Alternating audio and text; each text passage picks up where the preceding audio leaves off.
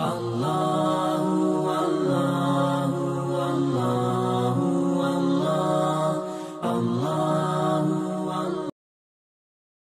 subuh hari ini, alhamdulillah saya diminta untuk membawakan hadis-hadis tentang permasalahan masalah kurban. Yang pertama, tentang hadis menyangkut disyariatkannya kurban. Ada hadis sahih yang diriwayatkan oleh Imam Bukhari, nomor hadisnya 5558, dan diriwayatkan oleh Imam Muslim nomor hadis 1966. Hadis Anas bin Malik. Hadis ini dari Anas bin Malik. Qala, Anas berkata, dhahan Nabi sallallahu alaihi wasallam bi kabashaini amlahaini. Nabi Muhammad sallallahu alaihi wasallam telah berkurban. Yang dijadikan hewan kurban itu kabashaini amlahaini, dua domba jantan, warnanya amlahaini. Amlahaini itu warna putih campur hitam. Ko basaugina kapa mak balo-balo di mak baloi, mak putih mak balo mak bolong, itu amlahaini. Aqranaini, keduanya bertanduk. Zabahahuma biyadihi, Nabi Muhammad sallallahu alaihi wasallam yang memotong dombanya. Arina sendiri gere, tidak diwakilkan kepada orang lain. Wasamma wa kabbara, sewaktu dia ingin memotong, dia membaca bismillah, kemudian dia bertakbir Allahu Akbar. Wa wada'a rijalahu, kemudian Nabi Muhammad meletakkan kakinya ala sifahihima, di pangkal lehernya itu apa namanya, domba, naleja capalonna napa nagere. Hadis ini adalah hadis sahih sebagaimana tadi apa yang saya telah bilang. Nah, hadirin yang kami muliakan, di dalam hadis ini banyak pembelajaran yang kita ingin ambil, banyak faedah yang kita ingin ambil. Yang pertama, hadis inilah salah satu isyarat bahwa kurban itu diperintahkan di dalam ajaran agama Islam. Buktinya Rasulullah sallallahu alaihi wasallam melakukan kurban. Seandainya tidak disyariatkan, tidak diperintahkan, Nabi Muhammad tidak akan mungkin berkurban. Nah, di dalam Al-Quran, dalam surah Al-Kautsar ayat 2, Allah subhanahu wa ta'ala berfirman, fasolli li rabbika wanhar. Banyak ahli tafsir mengatakan bahwa fasolli li rabbika wanhar artinya ini al-udhiyatu ba'da salatil aidi, artinya kita berkurban setelah kita melaksanakan sholat id. Nah, jadi yang jelasnya hadirin yang kami muliakan, kurban itu na perintah agama ta. Cuma yang menjadi persoalan perintah ini sampai di mana derajatnya. Karena ada perintah wajib, ada perintah sunnah. Ada beberapa pendapat ulama dalam menilai hadis ini. Yang pertama, annaha wajibatun 'alal musiri. Ada ulama yang mengatakan bahwa kurban itu hukumnya wajib bagi orang yang mampu. Artinya kongka pakulet angka duit tadi tak karoba, maka anda termasuk orang yang berdosa. Termasuk kayaknya Ibnu Taimiyah agak cenderung kepada pendapat ini. Termasuk Syekh Shalih Utsaimin kalau tidak salah dalam bukunya Syarhul Mumti itu, dia lebih cenderung kepada bahwa orang yang mampu dan tidak berkurban maka dia termasuk orang yang berdosa. Itu pendapat yang pertama. Pendapat yang kedua hadirin yang kami muliakan, dan ini pendapat mayoritas ulama, bahwa kurban itu hukumnya sunnah muakkad, sebagaimana yang disampaikan Syekh Sabi dalam bukunya Fiqh Sunnah. Hukumnya sunnah muakkad katanya. Banyak dalil yang jelasnya yang mewajibkan kurban, ada dalilnya. Yang mensunnah muakkadkannya kurban itu ada juga dalilnya. Tapi yang paling kuat katanya itu adalah sunnah muakkad. Akan tetapi tolong dicatat baik-baik hadirin yang kami muliakan, jangan kita remehkan. Syekh Sabit mengatakan dalam bukunya itu Fiqh Sunnah, kurban itu sunnah muakkad, akan tetapi makruh hukumnya kalau kita tinggalkan, kalau kita punya kemampuan. Agak telah makruh, Anda termasuk orang tercelah dalam pandangan agama, ya kong kepakuletan ada itu maka rubah. Ada tak kena sunnah mu pale, sunnah tapi ya wana cek wajib. Hadirin yang kami muliakan, saya kira itu tidak jadi masalah. Yang menjadi persoalan sekarang ini yang sering diperdebatkan orang itu, bagaimana kalau ada keluarga tak yang meninggal dunia, bapak tak meninggal dunia, ibu tak meninggal dunia, suami tak meninggal dunia, bisa enggak kita berkurban untuk orang yang meninggal dunia? Saya akan menyampaikan beberapa pendapat ulama tentang persoalan ini. Saya membaca di Syarhul Mumti, bukunya Syekh Shalih Al-Utsaimin. Dia mengatakan al-udhiyatu sunnatul lil ahya'i wa laysat sunnatan lil amwat. Kurban katanya sebenarnya itu yang disunnatkan untuk orang hidup, jadi sunatkan. Berkurban yang disunnahkan untuk berkurban itu yang diperintah untuk berkurban cuma orang hidup, tidak disunnatkan kepada orang-orang yang telah meninggal dunia. Salah satu alasan utamanya, Rasulullah punya paman namanya Hamzah, Rasulullah punya istri namanya Khadijah, Rasulullah punya beberapa anak, kalau tidak salah ada namanya Ibrahim anaknya Rasulullah. Nabi Muhammad sallallahu alaihi wasallam tidak pernah berkurban mengatasnamakan ini, istiqlalan. Dia nang kawakada magere sapi ka magere bembe ka utujukan pahalana untuk Khadijah, untuk Hamzah anakku, tidak pernah. Makanya katanya ada ulama yang mengatakan bid'ah hukumnya berkurban kepada orang-orang yang meninggal dunia karena tidak ada contoh dari Rasulullah. Tapi dia juga mengakui bahwa ada juga yang membolehkan, katanya ya kuasat tamat-tama atau tuwe napinya kang apalana untuk orang yang meninggal dunia. Karena waktunya Nabi Muhammad berkurban kan 2 tadi domba tuh. Dia mengatakan Allahumma taqabbal Muhammad wa ali Muhammad. Ya Allah, terima kurbannya Muhammad dan terima juga kurbannya keluarganya. Jadi kui paciu ina sobat dimo, tapi secara istiqlalan tau mati ya lihat sapi sini, dia katanya ada yang mengatakan bid'ah. Itu. Jadi itu sudah 2 pendapat. Pendapat yang ketiga, hadirin yang kami muliakan, ada dalam kitab Kifayatul Akhyar itu, bahwa dia nawat dia kerubat tau mateta kalau dia tidak pernah berwasiat, tidak pernah berwasiat sewaktu hidup. Mana maksudnya wasiat? Dikasih tahu anaknya, nah satu saat nanti setelah saya meninggal dunia, ya palekong kadui mongka maka akarubaka. Itu baru katanya bisa berkurban, karena ada pesan wasiat. Kalau tidak ada wasiat, tidak usah katanya kita berkurban untuk orang meninggal dunia. Itu. Kemudian yang keempat, bahwa ia minawat dia kerubat atau matita kalau dia pernah bernazar.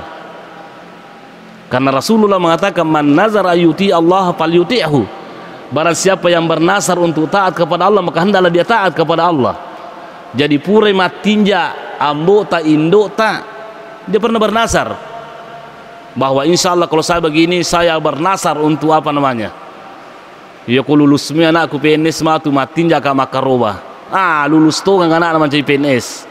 Tapi sang orang tua yang bernasar ini de pada sampai makaroba na mati, makanya anaknya walinya lah yang mengorbankannya. Makanya di sini juga lah yang mengatakan, Sabi mengatakan ia minawaji karobena rekumatinjaki. Kemudian ada lagi pendapat yang mengatakan, Ibnu Taimiyah dalam bukunya Majmu'atul Fatawa jilid 13, dia mengatakan begini, wa tajusul udhiyatu anil mayyiti kama yajusul hajju was sadaqatu anhu.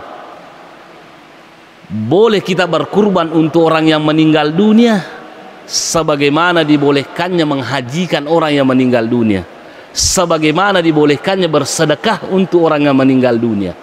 Itu pendapatnya Ibnu Taimiyah. Semuanya pendapat 1 sampai pendapat 5, semuanya pendapat ulama. Kalau saya secara pribadi ditanya, Ustaz, wadimuga dia kerubat tomateta, saya lebih cenderung memilih pendapatnya Ibnu Taimiyah. maka dawat dia kerobat tomatita wadingi. Kenapa? Karena wading le haji yang waditoy ya sumbang na pada moy maka roba kika masumba matoki sana daging tandami dui. Ini dalil kias yang dipakai ya. Jadi kalau saya wadingi asan natoga tama, asan natoga tutuwe tama, sakira pada muje kesimpulanna aja nene susah ya lewe pada kesimpulanna bicarana mi beda iya pembagian dagingnya pada mui. Itu yang pertama yang kita ingin ambil Bapak tentang syariat tentang masalah kurban. Kemudian hadirin yang kami muliakan, selanjutnya itu tadi. Jadi dohan Nabi Sallallahu Alaihi Wasallam inilah yang mensyariatkan, karena Rasulullah pernah berkurban, maka disyariatkan kita untuk berkurban. Kemudian pelajaran yang kedua yang kita ingin ambil, bikabasyaini amlahaini. Rasulullah Sallallahu Alaihi Wasallam berkurban itu domba jantan yang dipakai berkurban. Tadi itu campur putih campur hitam, balu-balu ku bicara ogi. Hadirin yang kami muliakan, ada beberapa hal yang perlu kita tahu tentang kurban ini. Yang pertama, bahwa tidak sembarang hewan yang dipakai itu berkurban. Ada kesepakatan dari para ulama ini. Ada kesepakatan hadirin yang kami muliakan bahwa yang boleh dipakai berkurban hanyalah al-an'am, binatang ternak.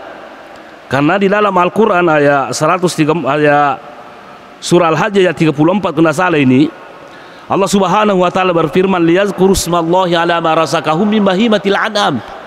Artinya kono leki dalle pong Allah taala untuk makaruba yang Anda jadikan kurban itu adalah binatang al-an'am. Mana yang dimaksud dengan binatang al-an'am? Binatang al-an'am adalah unta, sapi, ada yang menggolongkan juga sapi sejenis dengan kerbau dalam fikul Islami wa adillatuhu, termasuk domba dengan kambing. Inilah upaya yang disepakati para ulama. Ini disepakati para ulama tentang unta, sapi, kambing dengan domba. Ada yang menggolongkan sebagai jamus, unta juga bisa, apa namanya, kerbau juga bisa. Banyak orang yang bertanya, Ustaz, bagaimana orang Makassar sana yang makan kuda, bisa gak berkurban pakai kuda? Yang di bagian hutan sana Papua dan lain sebagainya banyak rusa, bisa nggak kita berkurban? Bagaimana dengan Anoa? Bisa gak kita berkurban dengan seperti itu? Ternyata hadirin yang kami muliakan, ada juga memang ulama yang membolehkan. Ada di sini dalam fikih, dalam Sahih Fikih Sunnah, apa dia bilang? Wajah Sa'ud bin Hazmin bi kulli hayawan yuqalu lahmuhu min zi arba'in aw ta'irin. Ternyata ada ulama namanya Ibnu Hazm, ada kitabnya namanya Al-Muhalla. Dialah yang membolehkan berkurban semua hewan yang mempunyai 4 kaki yang halal untuk dimakan, boleh untuk dimakan, boleh dijadikan kurban. Berarti kalau pendapat ini dipakai, boleh kita berkurban pakai kuda. Boleh kita berkurban pakai Anoa, tapi kan Anoa kan dilindungi. Itika kita ditangkap polisi kehutanan kalau kita tembak begitu. Termasuk rusa kan juga kayak sudah dilindungi sekarang. Jadi itu, kalau pendapatnya Ibnu Hazm Al-Andalusi kita pakai, boleh kita berkurban pakai kuda, boleh berkurban pakai apa namanya, boleh berkurban pakai Anoa, bisa berkurban pakai apa namanya, rusa. Yang jelaskan kan kepaman ngaji ini. Bahkan dia mengatakan boleh berkurban pakai ayam. Boleh berkurban pakai ayam. Apa dalilnya? Wahtajja bi qauli Bilal radhiyallahu anhu. Dia berdalil dengan perkataannya Bilal. Apa kata Bilal? Ma kuntu bali law dahaitu bidaikin. Dena sanga ujampangi namo manu pakai itu makarubah. Tapi saya ingin berpesan kepada kita semuanya, kalau ada perbedaan pendapat di kalangan para ulama, lebih baik kita memilih pendapatnya jumhur ulama. Itu. Kalau ada perbedaan pendapat di kalangan para ulama, carilah yang tidak ada perbedaannya. Mana yang tidak ada perbedaannya? Unta, kambing, sapi itu sudah tidak ada perbedaan. Sama tuh rumah atau pandete, kalau ini tadi kuda masih ada perbedaan. Ayam ada perbedaan. Bembe na sapi. Itu pelajaran yang kita ingin ambil dalam hadis ini. Kemudian selanjutnya masalah umurnya itu hewan. Perlu juga Karena itu kan tadi saya mengatakan di Kabasain Amlah ini dia memotong 2 ekor domba. Umurnya hewan itu Bapak yang mau dijadikan kurban tolong diperhatikan. Loki mali sapi, loki mali bembe, tanyakan umurnya. Karena mau tu sapi tak pakai, mau bembe tak pakai, maka roba kalau tidak cukup umurnya tidak juga diterima. Dalam fikih sunnah mengatakan ad-dha'nu nisfu sanah. Ayana sakwaga sanahe domba itu bembala tu bahasa Bugisnya ada 2 saja pendapat. Abu Hanifah membolehkan itu setengah tahun. Artinya kuanan ni ulang umurna sudah bisa dipakai berkurban. Dari golongan Syafi'iyah mengatakan 1 tahun Pak. Si topa makan jae. Jadi kami nama makan jae aku bembala minta pakai 1 tahun yang paling bagus. Ya paling kode gagas si tahun ya carilah yang 6 bulan apa boleh buat. Kemudian hadirin yang kami muliakan, wal ma'zu malahu sanatun. Ya ko bembe melo tapake makaruba itu umurnya harus 1 tahun. Sebagaimana dalam fikih sunnah. Umurnya 1 tahun itu kambing. Kemudian hadirin yang kami muliakan, wa minal baqari malahu sanatani. Kalau sapi yang kita mau jadikan kurban umurnya harus 2 tahun. Berarti dia wana. Kemudian wa minal ibli malahu 5 sinina. Kalau Bapak unta umurnya harus 5 tahun. Kenapa perlu unta? Disebut walaupun kita tidak berkorban unta di sini, tapi jamaah haji kita biasa berkorban kalau di Makkah pakai unta. Itu perlu. Sama ji, apakah jantan atau betina sama-sama umurnya.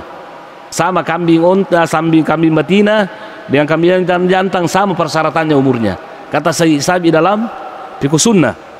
Kemudian hadirin yang kami muliakan, ada beberapa macam cacat. Cacat ini yang perlu juga kita perhatikan. Cacat itu al-uyubul lati turaddu bi al-udhiyah. Jadi ada cacat itu yang tidak ditoleransi, betulnya tidak sah untuk dipakai berkurban.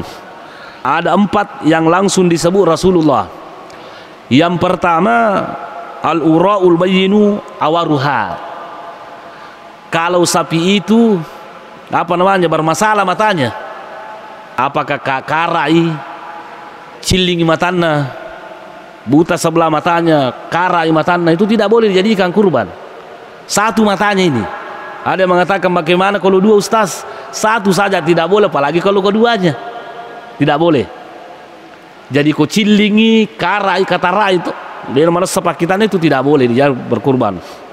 Ada yang bertanya bagaimana kalau umpamanya itu mata hitamnya ada kayak tai lalat, engkarang, mata bolon sama putih, boleh nggak dipakai berkurban? Ya kau cedek, bisa kira tidak jadi masalah karena tidak nampak dia sebagai cacat. Ada lagi yang bertanya, Ustaz, wadimoga dipakai makaroba sapi jilongnya, sapi juling, kambing juling bisa nggak dipakai berkurban? Saya mengatakan saya tidak pernah dapat sapi juling. Saya tidak pernah dapat sapi juling. Nah, yang jelasnya Bapak sapa ya dia salah-salah. No, itu yang paling bagus. Karena tidak ada dibahas di sini. Karena jilong ini dapat ding. Tapi yang jelasnya cari yang paling sempurna, dia gak cacana. Kemudian yang kedua, al-maridul bayyinu maraduha. Kambing itu sakit. Mana salah sana? Karena antraks. Dia antraks umpamanya peluh kambing dan lain sebagainya, bolokan nih, colakan nih, itu tidak boleh dipakai berkurban. Tidak boleh dipakai berkurban. Kemudian yang ketiga al-arja'ul bayyinu arajuha. Kambing itu atau sapi itu pincang. Mana sakit panah dia nule maka jena silada joka lomanre, itu tidak boleh jadikan kurban. Yang pincang tidak boleh, apalagi kalau sudah lumpuh. Tidak boleh. Tapi ada istilahnya itu anak muda bawa kece, kepacede. Aku kepacede, kepasa tapi magalamo joka. Boleh jika tanya itu. Boleh mi. Wadimo ko kepacede mi. Magalamore gitu tetap cede-cede mi kepandir mata relada kalau kepangi. Magalama joka. Bening itu dia pada matung kak. Oh dipakai maka robero. Kemudian yang keempat al-hasilatul lati la tungki. Termasuk yang keempat itu yang tidak bisa dijadikan kurban adalah hewannya sangat kurus. Tinggal kulit dengan tulangnya. Dia mau dipakai maka roba.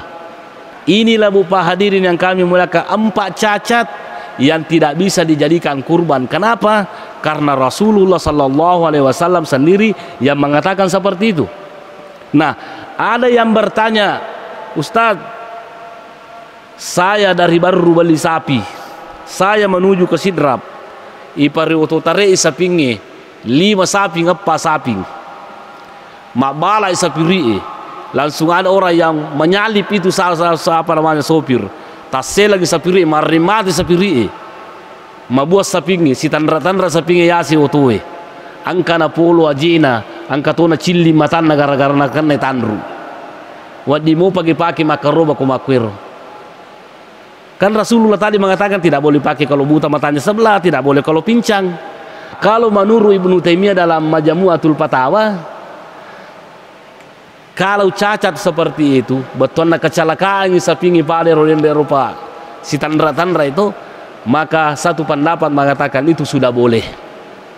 Wadi mau kecelakaan, ia midena saya pakai makaroba, ya loki boleh, loki sope, loki baru mali saping, ya tungkai mali sapi cilingnya, ya tungkai mali sapi kepang, itu tidak boleh karena ada unsur kesengajaan. Kalau sapi sehat yang kita beli, saya kira tidak jadi masalah. Apa boleh buat? Kalau ada uang kita ganti yang lebih bagus, tapi kalau tidak ada mau milih apa? Kemudian ada uyub untuk kerahu piludahiyati lakin hatta jazau. Ada juga berupa hewan itu makruh hukumnya dipakai untuk berkurban, akan tetapi tetap sah. Yang kuma bicara apalagi kurang itu artinya kalau sempurna sapi itu 100% pahalanya, nulek apa 70% apa cacai. Mana caca yang makruh? Maktuatul uzuni au juz'un minhu. Itu polo di cilina. Terpotong telinganya, lainnya di cilina si wali atau si polo di cilina lainnya, itu makruh hukumnya. Makruh hukumnya. Termasuk maksuratul karni au aksaruha.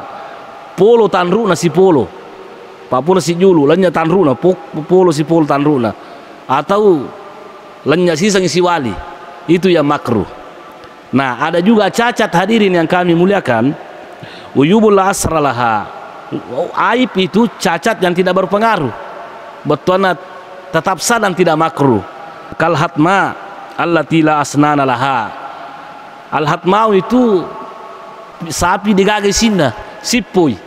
Tetap sah dipakai berkurban. Termasuk al batrau maktuatu zambi awil ilyati. Tapulu ikona.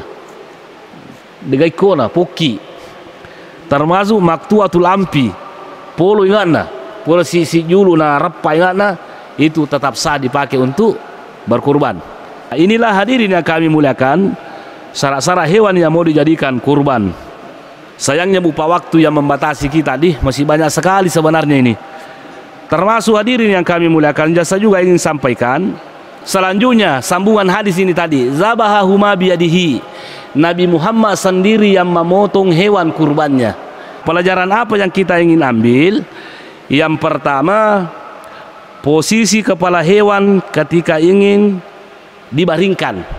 Ibnu Taimiyah dalam bukunya Majmu'atul Fatawa, ia kutu magere bembe itu bupa magere saping, bagus narik koi pangkangululotangi bembe, pangkangululotangi sapingnya jadi ulunna. Kepalanya kan di sini, kepalanya diletakkan di arah selatan begini, baru menghadap kiblat, menghadap kiblat.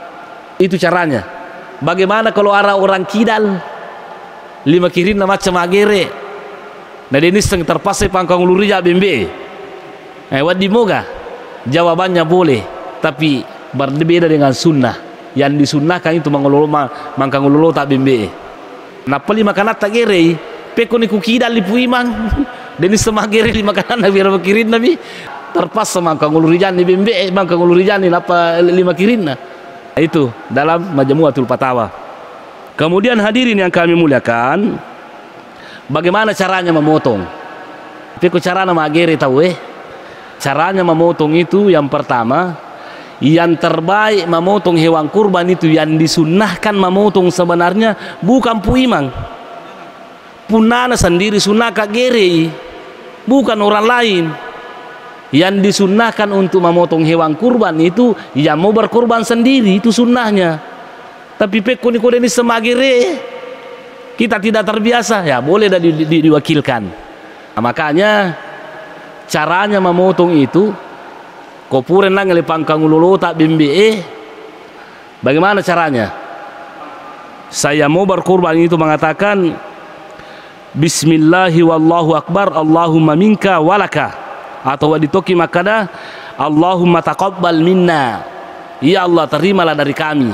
Makanya aku ipawasan na iroto makarubai kamu pamanya sapi itu tapu mana nih Allahumma taqabbal haji ini haji ini haji ini haji ini haji ini kama taqabbalta, sebagaimana engkau terima kurbannya min Ibrahim khalilika. Ya Bismillahi wallahu akbar kenapa Allahumma taqabbal. Orang sebenarnya orang yang mau berkurban itu seharusnya mereka berkumpul melihat hewan kurbannya, seharusnya berkumpul untuk melihat hewan kurbannya. Karena Fatimah waktu dia mau berkurban maka dia Nabi ya Fatimah kalau kuna samita ikarubamu legere maka rage pigo kalau kimita ikarubai baca itu surah Al-An'am kuna salah ya 162. Qul inna salati wa nusuki wa mahyaya wa mamati lillahi rabbil alamin la syarika lahu bidzalika umirtu ana awwalul muslimin. Itu yang dibaca. Itu dalam kitab Fiqh Sunnah. Kalau dalam Majmu' Fatawa dia tambah itu ini wajhatu wajha lillazi fataras samawati hanifan wa man ana minal musyrikin. Itu. Napa ye? Napa pasti sambungnya. Nah, itu pasti sambungannya. Jadi ada yang bertanya, bagaimana katanya Ustaz kalau hewan kurban saya di Pindrang dipotong sementara saya ada di Makassar? Tidak apa-apa jika. Jawabannya gampang sekarang, kan bisa di video call. Video call itu, video call ni melo gere. Baca nih kulina salati wa nusuki. Itu yang perlu kita pahami. Kemudian hadirin yang kami muliakan, jadi tidak perlu itu ada juga saya lihat itu tradisinya orang Nokia sana tepi itu. Napa tama ko dicilina sapingi. Itu tidak disyariatkan gitu. Maka namanya kamakor bare nalariang ina semenre magol ku pongalatala sana wah. Tidak itu. Angka na taruh ko yawana panna. Nah, itu tidak ji. Angka tuh Pak Gulu Caneru dupa-dupa dan lain sebagainya, tidak ji. Tuh. Kemudian hadirin masih banyak sebenarnya hadis ini baru berapa. Saya cuma langsung yang jelasnya saya ingin katakan Bapak bahwa secara ringkas ini ada hadis Rasulullah sallallahu alaihi wasallam tentang fadilah kurban. Itu hadis yang diriwayatkan oleh Imam Tirmizi. Nomor hadisnya 1493 dan Ibnu Majah 3126. Dari Aisyah ini, "Ma'amila adamun min amalin yauman nahri ahabbu ila Allah min ihraqid dami, innaha la ta'ti yaumal qiyamati bi quruniha wa as'ariha wa zulafiha wa inna ad-dama la yaqa'u min Allah bi makanin qabla yaqa' 'alal ardi fatibu biha nafsa." Jadi artinya hadis ini semua sebenarnya amalan yang terbaik kita kerjakan pada hari lebaran itu adalah berkurban. Makanya sehingga Ibnu Taimiyah ditanya, mana yang lebih bagus, kita berkurban pada hari lebaran atau kita sumbangkan uang yang kita membelikan sapi itu kepada fakir miskin? Mana yang lebih baik? Lebih baik katanya berkurban pada hari lebaran atau hari tasrik daripada kita menyumbangkan uang yang kita mau pakai berkurban. Karena ini adalah perintah. Kemudian selanjutnya ternyata nanti itu Pak, manfaatnya kurban itu innaha la ta'ti yaumal qiyamati. Itu binatang kurban tak nanti semua dinilai oleh Allah menjadi pahala, termasuk Pak tanduknya, termasuk bulunya, termasuk kukunya. Kenapa Pak Allah mengatakan kuku, tanduk dengan bulunya, padahal manusia kesamaan dari gagunannya? Tapi kenapa Rasulullah mengatakan tanduknya, bulunya semuanya menjadi pahala? Saya ingin katakan bahwa sesuatu mungkin yang tidak bernilai di sisi manusia, tapi di sisi Allah tetap Anda menghargai pengorbanan Anda. Anu dega lagi angka nana nilai pola tala palai ko angka namanya mana. Kemudian hadirin yang kami muliakan, kalau hewan kita dipotong itu pas darahnya menetes, Allah akan mengampuni dosa-dosa kita. Nah, yang terakhir sekali, karena ringkas sekali ini, cara pembagian daging. Cara pembagian daging itu dalam Sahih Bukhari nomor hadis 5567 dan Sahih Muslim 1972. Qala Rasulullah sallallahu alaihi wasallam, kulu wa atimu wa dakhiru. Nasuruh kiman rinabita karubata, kemudian suruh kimas sumbang sisa, kemudian boleh juga disimpan. Dalam catatan ilmu fikih itu ada fikih namanya Al-Fiqhul Wadi minal Kitab wa Sunnah al-Mazahibil Arba yang ditulis oleh Profesor Bakri Ismail, dia mengatakan bupa daging kurban itu koma karobe nabitta biasana megangi nak berengi daripada nalai. Biasa tu nasa megangi nalai daripada nak berengi. Tapi dia nak kena beri manangi. Kenapa? Karena ada perintah dalam Al-Qur'an mengatakan fakulu minha wa at'imul ba'isal fakir. Jadi itu koma karoba ki bupa makanya aku tanri sisa daripada tak beri manangi. Dia itu sana salah koyak beri manang itu, tapi lebih bagus kita makan sebagian daripada kita sumbangkan semua. Kecuali katanya nazar tinja, ada yang melarang untuk dimakan. Apa tanai di pun aku tinja. Tapi ada yang menggugat itu dengan ayat ini. Fakulu minha na pongala ta'ala dia suruh kimanri. Jadi makanya ko ya aja na tamagala mat tinja. Dalam bukunya Syarhul Mumti itu Sesol Ulusemin na bagi talu dagingnya. Ya ko makarobaki makanja katanya kalau dibagi 3 daging itu. Sepertiga diambil orang yang berkurban, sepertiga hadiah, dan sepertiga untuk sedekah. Sepertiga diambil orang yang berkurban. Jadi makanya aku tahu ya tak beri mana itu. Kemudian sedekah dengan pasidak kasih bawah hadiah ke pasilengangi. Ia ku pasidak ke bupa khusus katanya untuk orang miskin. Dia nawad dia leto sogie. Karena pasidak. Kalau hadiah hadirin yang kami muliakan, siapapun yang boleh memakannya. Siapapun yang boleh memakannya. Namo tosogi, wadis sebagai hadiah. Termasuk bupa itu yang memotong hewan kurban itu kan tidak boleh digaji pakai daging. Dena wading. Dena wading kina pagaji ropunana sapi rokada ala nulunna gajita. Tidak boleh. Ya komelo kile gaji pakai duit. Ya ro gajinna. Wadi moki mala daging kalau dihadiahkan boleh. Ya kuma perri pagire maka dikipas sidakana. Jadi boleh itu. Bagaimana dengan kulitnya? Panala biasa wadi mo gali balu. Wadi ya sidakkan kan. Yari gawat dingi punana aga sanahe menurut pendapatnya Bu Hanifah, wadi ro olina bembe olina sapinge lai balu ih. Napale ya sumbang ngoko tau perri apa engkau angkaling ke kampu pinrange ya ko magiri bembe gari tawe ko tapulu bembe nalam bawa miulina digaga nala cedekmu kega masaru malabi ko ibalu roli bembe na sumbang ko to aga sana to perri sumbang ko panti suhange ya sumbang ko pesantrennya itu kan lebih banyak manfaatnya daripada mubasir ki. Ini pendapatnya Abu Hanifah dalam Fiqh Sunnah. Hadirin yang kami muliakan, sudah saya lewat sudah 1/2 jam. Mungkin ada persoalan, karena persoalan sebenarnya masalah kurban itu banyak sekali. Sekian dan terima kasih. Wassalamualaikum warahmatullahi wabarakatuh.